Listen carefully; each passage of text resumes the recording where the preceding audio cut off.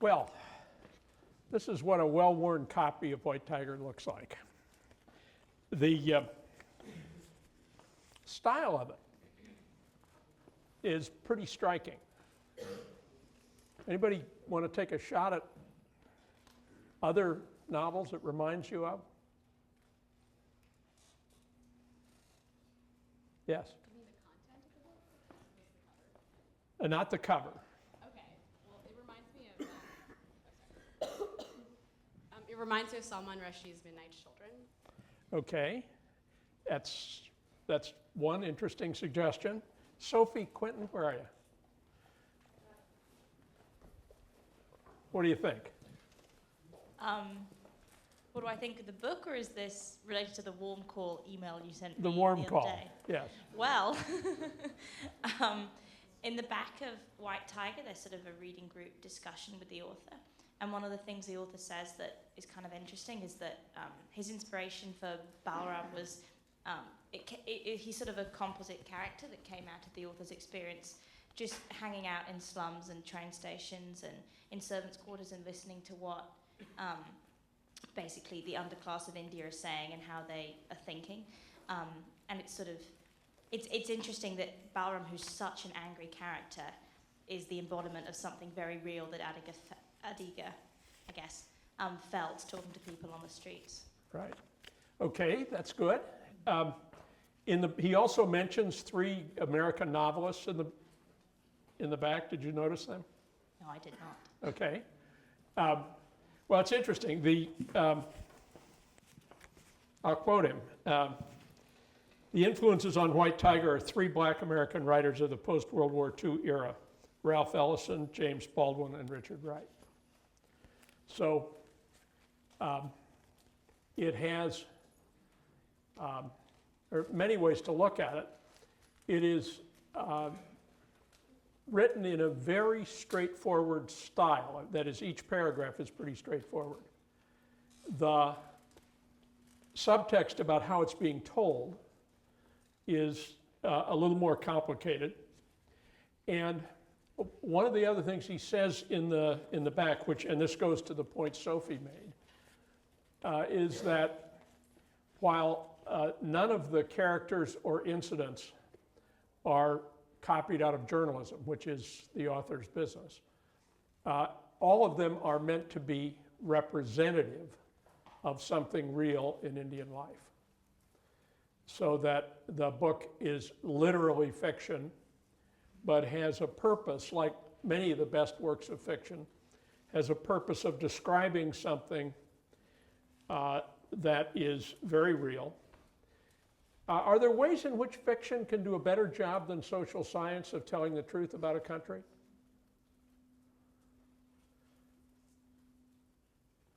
Anybody got a thought about that? Yes. Well, it's an art form, and something like social science can't really say, well, this makes me feel this, or this is like the nuance of that. And that's where art plays in. And I mean, also, I mean, it's mass media too in a lot of ways. So you can reach a lot more people through this and have it easily understood. Okay, it's mass media, but it actually does something that most nonfiction written by academics can't do, right? Economists, political scientists, people like that. By and large, a little wooden and rigid, a little category bound, a little obsessed with methodology. And this book covers a huge swath of very complicated aspects of a society which, as far as I can tell, is top half dozen in the way of complexity in the world. Right? I mean, the historical structure of India and the incredible rate of economic and sociological change have very few equals elsewhere. Divya, if I got that name right? Yeah. Again and again, the concept of the darkness comes up in the book. Help us try to understand that. Yeah, so I think it's sort of literally and figuratively the darkness of India, the parts of India that have sort of been left behind in all the development and globalization. where there's no electricity, so like literally it's dark when the sun goes down, and where there's also a lack of like basic necessities like sanitation and like proper food, and I think also the darkness of sort of corruption and bribery, and like theoretically there being resources, but those getting funneled into the hands of, like, for example, like the great socialist who's, you know, campaigned to sort of lift the darkness out of the darkness, but ended up just getting sort of sucked into the bribery of people in the upper caste in the town, and continuing to take advantage of like the lower caste. Okay, like, and from the point of view of village India, deep in the darkness, is it clear one way or the other whether the economic miracle, it may be too strong a word, but the incredible progress in overall development that's been made since about 1990 is a good thing or a bad thing? I think it's kind of goes both ways, and I think he talks about it in that, I guess he sort of talks about it as the difference between the North and the South, or what, like the two cities he was in. When development gets kind of entrenched in corruption, then it ends up being a bad thing and ends up taking advantage of people at the bottom. But I think, to me, it seemed a little optimistic that it can be a good thing in places where it's being done properly. Okay. And you have in the back of your mind an idea or two about what doing capitalism properly means? Well, not really, I guess. I'll bet you do. You know, not corruption, not bribing policemen. Okay. Not corruption, not bribery. I mean, I don't know if it's, there are, I guess, a lot of things, but Okay. I think that's what he talks Well, let's go on and we'll find some of them.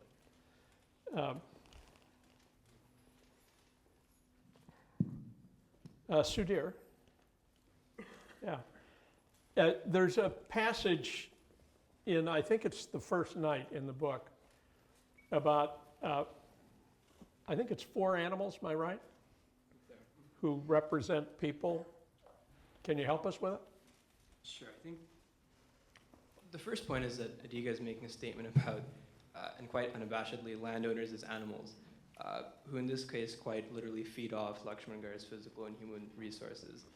I think the other obvious point is that the animals Adiga chooses to represent the landlords aren't particularly glamorous. I think he has a view of landowners as tacky, crass, lazy, and it's clear that, you know, one of the few reasons or main reasons that they hold a position of power in society is they've probably descended from families of landowners who have a long history of exploiting and extorting from the poor. Okay. Now here's an interesting parallel. If you think about Clark, Farewell to Alms, one of the big lessons there is that land is the primary basis of economic return in pre-modern societies and loses its relative standing with development. So if Adiga is right, are the stork, the raven, the wild boar, and who else? Buffalo. And the buffalo. Are they basically fossils of a previous era grasping for the last straws of a power base that will go away, or given the nature of rural India, will they persist in that position generation after generation, do you think? You know, it's hard for me to kind of identify the trajectory of India's development. Just to say that I don't know how much of, I guess, I mean, rural India is large, makes a large chunk of the country and the economy for what it's worth. So I think there are probably, in the foreseeable future, there's probably a very good chance that characters like these 4 will still retain a good deal of influence in those spheres. I mean, obviously, you know, corporations are making their way into these, into rural areas and setting up innovation camps and large offices, but to the extent that India's the rural base is strong, I think these people will thrive. Okay, and if capitalism seeks economies of scale, as it's wont to do.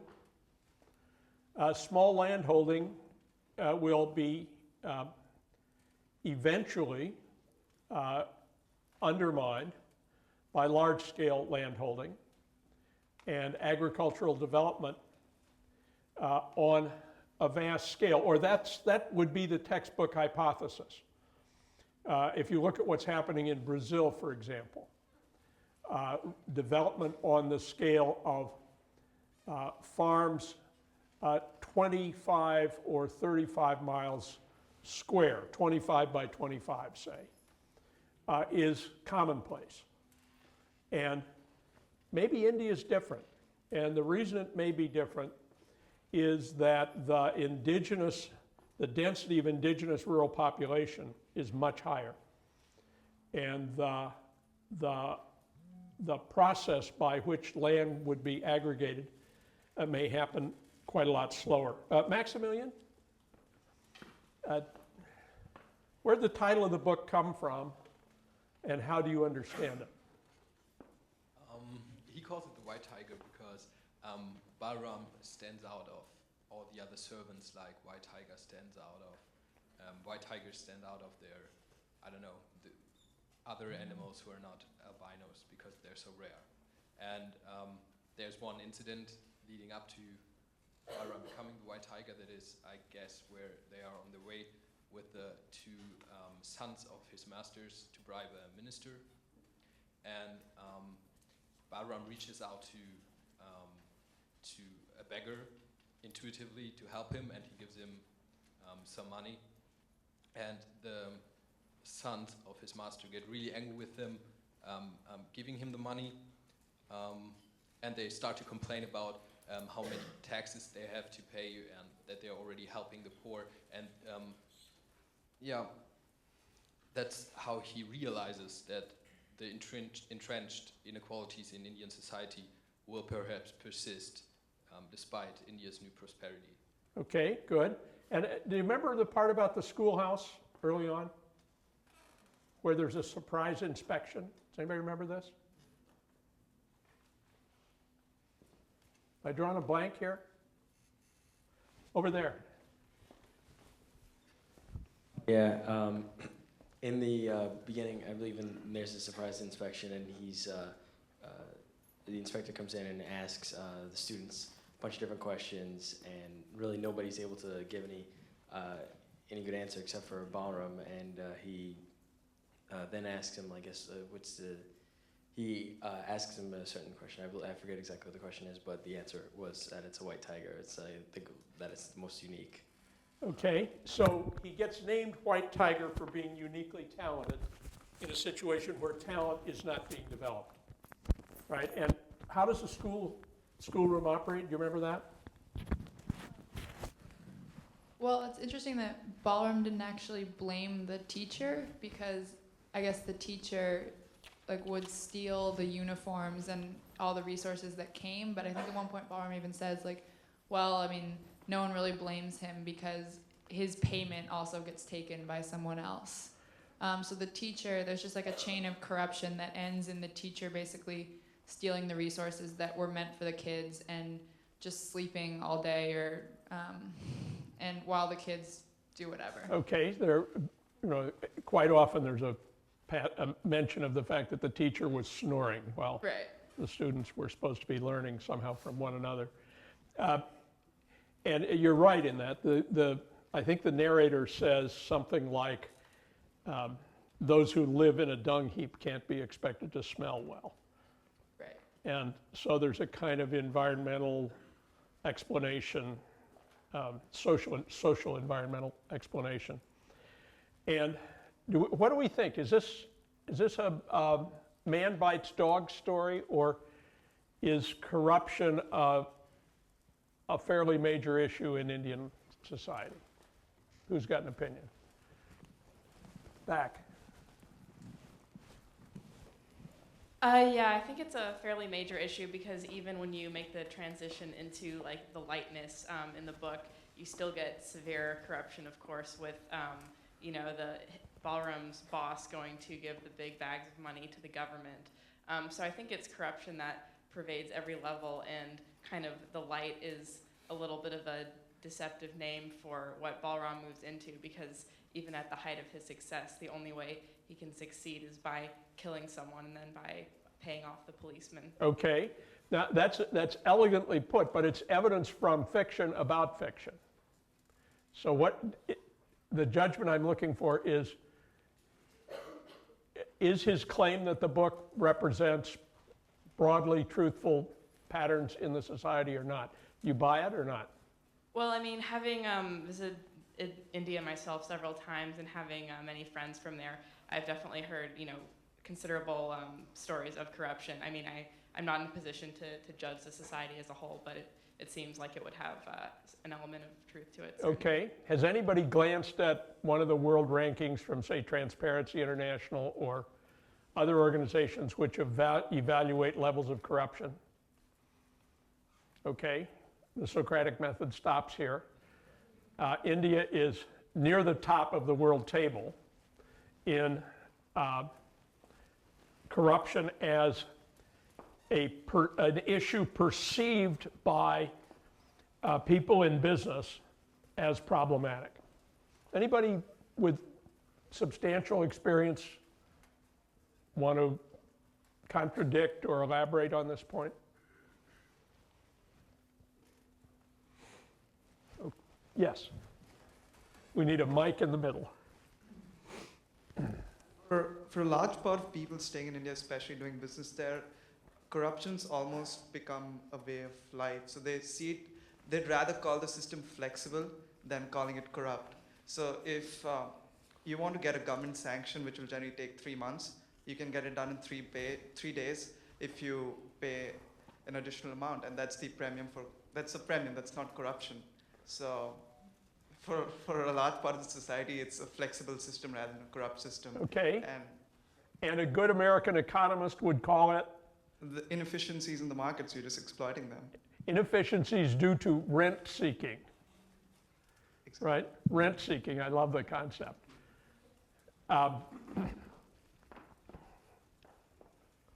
Danielle, right on the, are you here, Danielle? Hi. Dr. Ram Pandey, is it Pandey? Something like that. Something like that. Tell us about that incident in the book and give us something about what you think it means. Okay, so on page 41 of the book, there's when they're all sitting and the white tiger has taken his father to the hospital, and they're sitting in the waiting room waiting for a doctor who won't come, and an old Muslim man starts telling a story, excuse me, about this fictitious doctor, Dr. Ram Pandey, and he talks about how the great socialist sells off plots of like districts to doctors, and the doctors buy these districts, almost like a feudal system, and then the doctors in those districts will, he'll take part of the salaries from these doctors and then tell them, oh, well, now you can just go off and work for a private hospital. You don't have to worry about these people. I'll write it down in my ledger that you've been there. So basically, the government is on a totally different strata, and all the money or benefits just get written down or written away, and these people are left dying or with wounded legs, like the Muslim man, and he's just sort of laughing about it. So there's this sense, like, with the Muslim man and all the people in the waiting room, they're sort of laughing about their problems or crying about them because, I mean, his father dies in the end.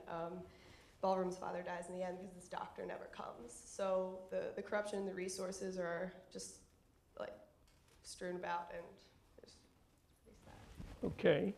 Now, that passage is actually quite polemical the way it's written, right? It probably overstates, right? There are probably a hell of a lot of places where you actually can see the doctor, and the doctor does pay attention to people he's supposed to pay attention to.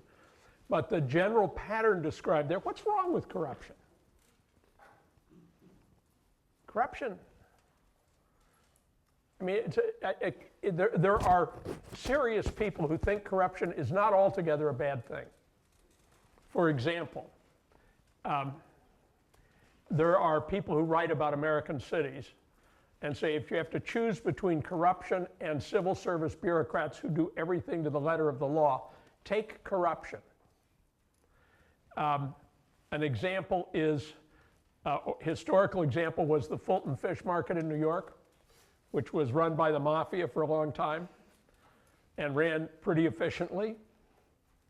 I mean, there was some rent seeking and some violence, but it worked. And then Rudy Giuliani took it over and put in clean bureaucrats to run it. And people thought, well, it may not actually run as well this way.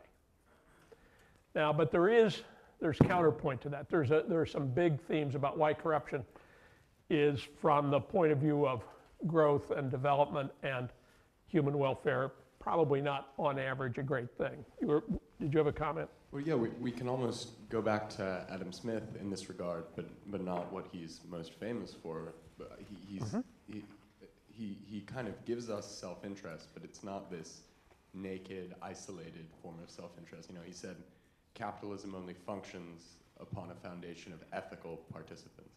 Okay. And if not, it's brutally, grossly inefficient because you can't get the right information around at the right time. Terrific, right? And this is a huge point in understanding Smith. Smith is a moralist, right? Smith's, in his own time, his famous book wasn't this. It was The Theory of Moral Sentiments. And Smith is saying articulate self-interest, frankly pursued, within a framework of honest communication, and with a government in the background that enforces contract and prohibits fraud. Within that framework, self-interest creates an upward draft on an economy. But if you take away that framework, the ethical aspects of people's beliefs and the proper functioning of the government in enforcing contract and related things, if you take all that away, the invisible hand story works, if anything, in reverse. And we're inclined to just assume that to just march too quickly by the issue of that foundational issue. And have I asked you this? How many of you have done Ben Pollock's course on game theory? That's really, I recommend it to all of you. But think about this problem. Suppose you are operating in a system where everybody else is willing to lie in order to profit. And each one of those other people assumes that about all the people she or he is dealing with. How do you form a strategy to make a business run?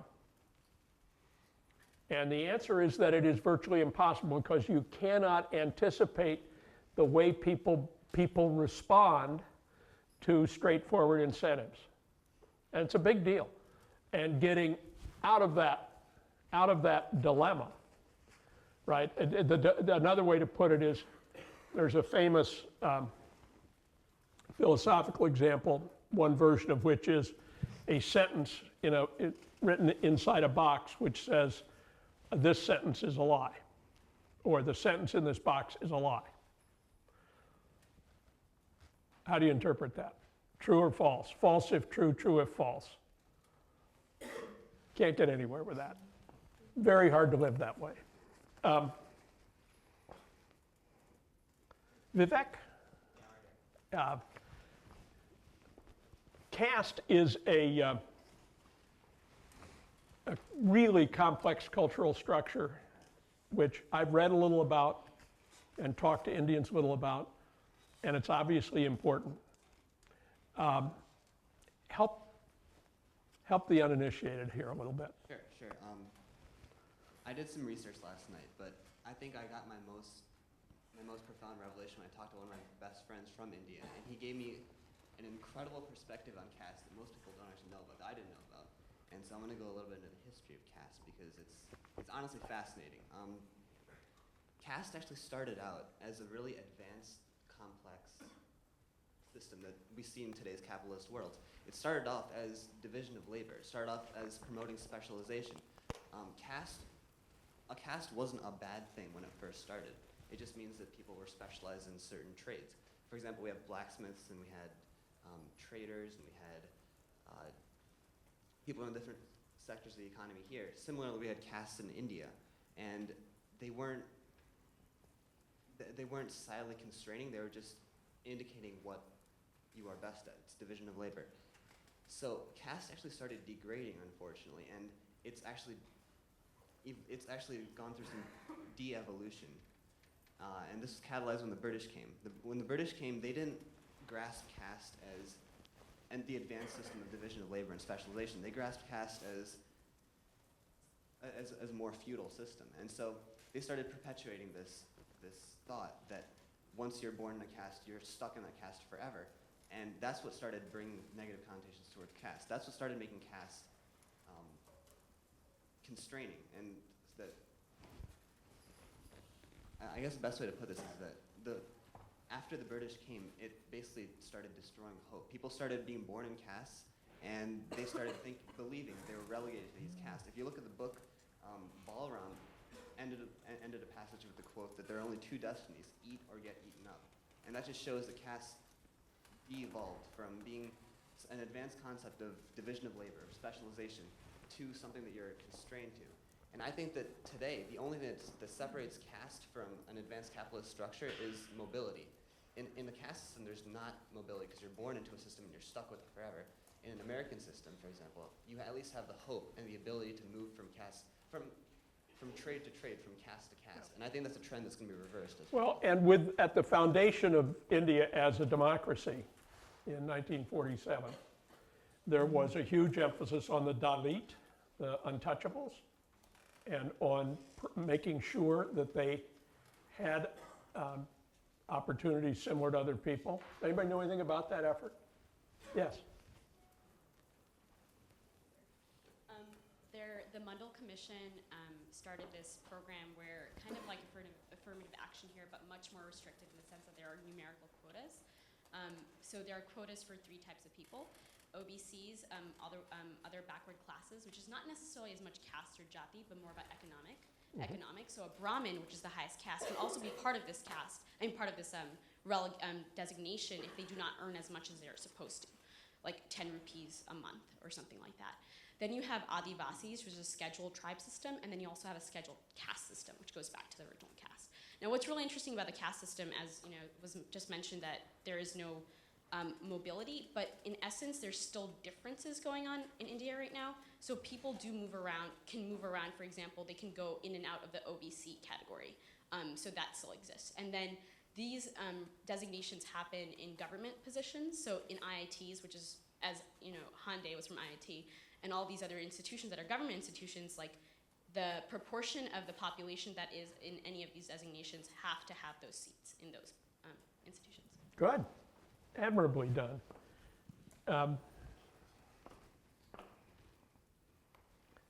Jasmine.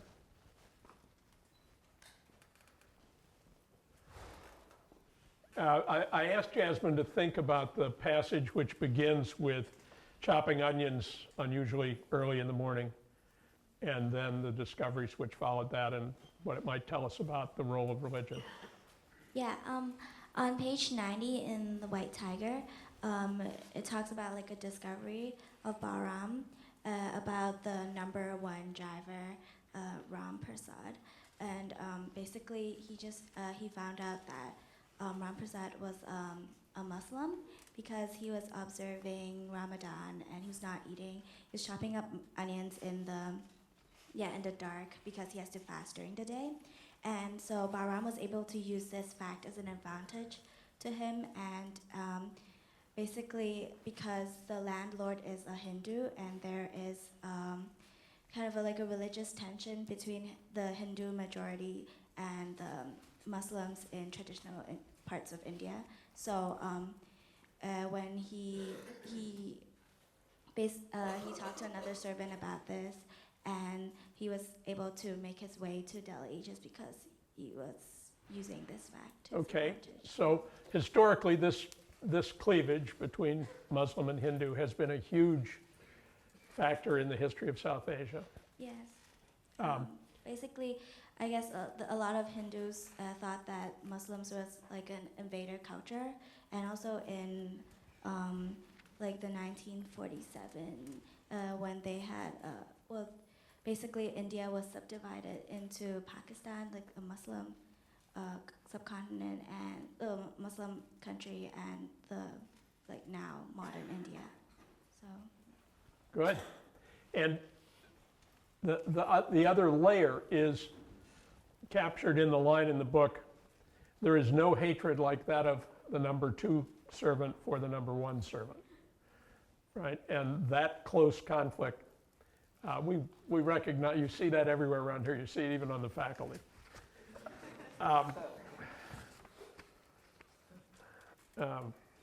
Susie Park. Yeah, that's the question. I was going to ask you about servant hostility to servant and so on. Well, I guess, well, basically, it's kind of similar to servant hostility to masters, I think, because, like, when you look at, like, the person to person, like, you're not actually hating the person themselves, but more like, because you're, like, he has this kind of, like, bitterness at the system itself, but then, like, in some part of the book, it said, like, they don't dare really, like, blame the bigger government, like the nation itself, but they're more about, like, blaming, like, the local, like, smaller, like, level, and, like, the landlords.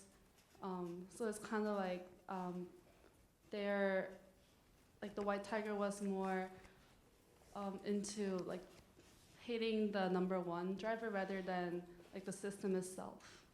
Right, and so the idea is the displacement of hostility to the huge system onto the little system within the household.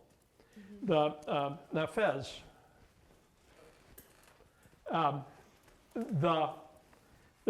I think one of the great lines in the book is the one about the chicken coop is guarded from within. What's all that? I mean, the way I interpreted it was it's more like of a social construct where, I mean, if you just look at the back of the book, it says Balram Halwai is a complicated man, servant, philosopher, entrepreneur, etc. But when you're inside the coop, you're only thinking of how can I be a better servant. So it's a social construct whereby, I mean, we can even relate it to the hatred of servant 2 to servant 1, is because the servant, you're not thinking of becoming a master. What you're aspiring to is servant 1. And it just scares you to get out of that social construct. And the only way to get out of it is to resolve to something extreme like killing your master.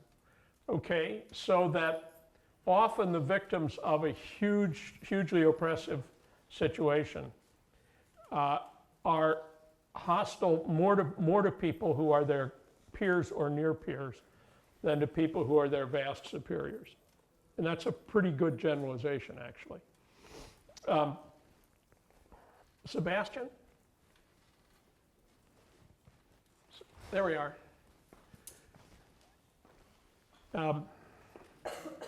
Tell us about the car accident. All right, so in page 137, there's Pinky Madam decides that she wants to drive, tells the driver to get out, then she comes back. She's very drunk at this point, comes back, gets in the car, tells the driver to get back in the car, and then drives off and hits something. At first, we don't know what it is. We quickly discover it's a child. And everyone's kind of in shock. And I think, I don't know if you want me to say more of the details of the accident, but the biggest implication is that then Balram is asked to take the blame for this accident that his master's wife committed. And instead of thinking of how he can not take the blame, he kind of starts automatically assuming, how am I going to survive in jail? What am I going to do to survive? And I think it goes back to that thing that we were just talking about, the rooster coop, where it's just absolute perpetual servitude. It's kind of very much intrinsic in the... Okay, good. Now, and what this is straightforward criminal corruption, right? And it's a criminal act that the Caste couple are committing. And the white tiger basically just lives with it, right? And later in the book, Anne, where are you? Later in the book, Anne, the concept of rage gets to be center stage, I think on page 196, is it? Help us with that. What's going on with that? Well, I think to a certain extent he realizes that the only way for him to escape kind of from the rooster coop is to do something extreme. And one thing that he talks about when he describes the whole rooster coop analogy is that, like, he mentions family as part of that explanation. He says that family is like the Mike, thing. a little closer. Oh, sorry. That family is the thing that keeps you in the coop. And so I think, like, he needs a really powerful emotion to counteract the family ties in order to break free. Okay, so he's in two different coercive networks, one to do with his own family and another to do with the family which employs him.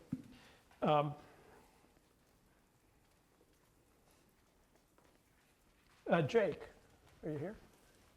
Yeah. The most dramatic passage in the book has to do with the ulterior uses of a whiskey bottle. Right.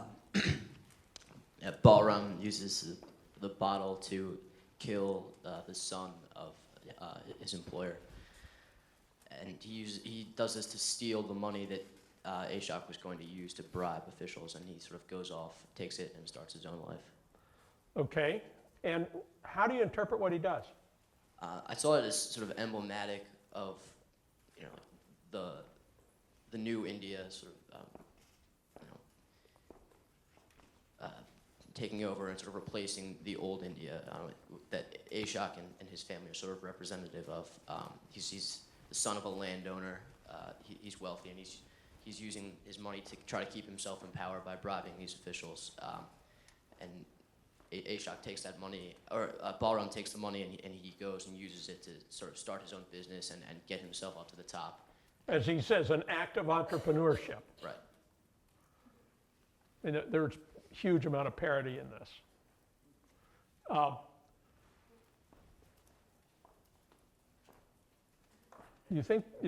do you judge him for this?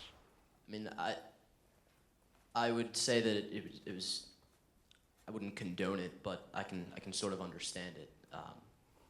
Would you go so far as to say justifiable homicide?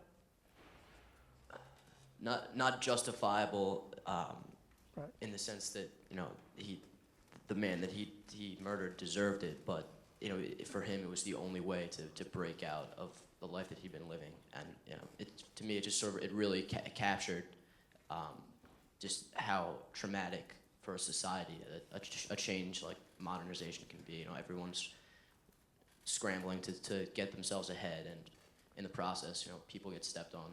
Okay, so you see it as a rational act, Yeah. not an act of rage. Yeah, I think it was definitely a rational act, but I don't know if that justifies it. Okay, well, I don't think it justifies it. I'm not much on justifiable homicide as a cultural trope. But it makes it easy to understand, doesn't it? Amy Chua in the law school has a book about that begins with a story from her own family in the Philippines. And in it, her grandmother is murdered by the family chauffeur. And the police record where motive is recorded has just one word: revenge. And the relationship between people who are completely dependent servants of arbitrary families who behave arbitrarily and cruelly. This is an ancient story, and it's one that's easy to understand. Now, let's get back to bigger picture. Why is Balram so weak? I had another question. I asked somebody about English language. Who did I ask? Okay, I'll ask myself. English plays a huge part in the class structure of a society like India. And let's just list Balram's weaknesses economically. One is English is not his first language. His family and the debt to the Stork, was it? Yeah, the debt which gets him jerked out of school and which is a constant burden to the family. That's another weakness. He drops out of school because his uncle rips him out of school, actually, forcefully. Other weaknesses. Caste, he is not from an advantaged caste. Sweet makers, I don't quite understand why that's that disadvantaged, but what about the world demographic transition? Is the world demographic transition bearing down on this young man at all? Yes, because the huge surge of population in the darkness of India creates a devastatingly plentiful supply of unskilled labor, so that the market equilibrium price of unskilled labor is very, very low. And the standards you have to use in treating employees in unskilled or semi-skilled jobs in order to keep them with you are near zero, right? Rickshaw puller. Rickshaw pullers have essentially no market power. And it has everything to do with demography. It also, of course, has to do with educational opportunity, command of the lingua franca of the country, all those things. But when we talk about the demographic transition, it's this ultimately benign story about going from short lives and many babies to long lives and fewer babies over a period of time. But there's a huge coercive aspect to the way it works out during the transition for people who don't have demographic luck. And big time luck, historical luck, is a pretty big thing. I'll give you another example. New Haven had very few black citizens before World War II. And at the time of World War II, when Southern agriculture was pushing labor off the land, most of the black families who ever came to New Haven came here in about a 15-year period. And they came in search of industrial employment exactly a decade before that industrial employment collapsed and went, guess where? South. The industrial employment went south, seeking lower energy costs and cheaper labor, so that the economic, it's of course a much more complex story, but the timing couldn't have been worse. And Balram's timing in demographic history couldn't have been much worse. Now, Wednesday's case about SELCO, let's hope that I can get this to run with sound.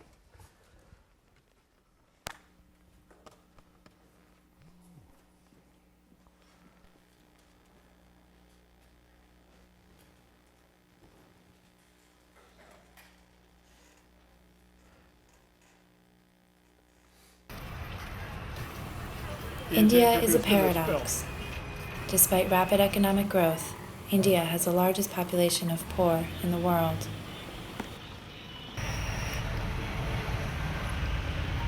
You have the rich and the poor. It's a mix between the overdeveloped and the underdeveloped country. And I see 650 million people still under poverty line, or 650 million people not having access to proper energy services. And then at 2 o'clock in the morning at traffic lights, you have girls begging, 6-year-old, 7-year-old girls begging with flowers. You go to Bombay traffic jam, and we are talking of 8% growth. Isn't that we're creating a divide?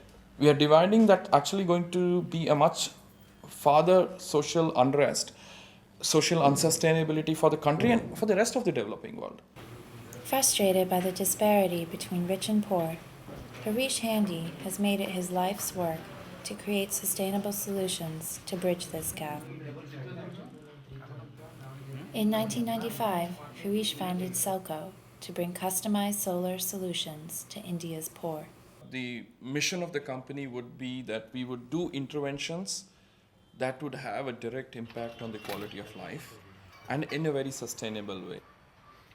I spent quite some time in rural parts of India and then looked at rural electrification. Harish Handy saw firsthand how the rural poor struggled with daily power cuts, while many more had no access to electricity. He knew that by getting them affordable solar lighting, he could help improve their lives overall. With the right customized solutions, garment makers could sew more saris.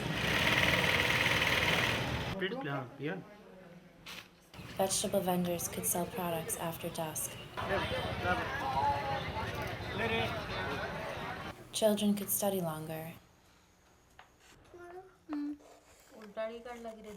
And midwives could deliver babies under light. When you look at an individual household or a community or a village or a state, the political dynamics, the social dynamics, the relationship between neighbors was as important as looking at what the product was. You cannot paint everybody with the same brush. Those people are in remote areas, and having centralized solar parks is not going to help them. Harish realized that in order to succeed, SELCO must develop decentralized energy solutions. As one of the first companies to do so in India, SELCO entered uncharted territory. There were no models to follow, so the barriers were not very known, what actual barriers were. So we basically jumped into the well.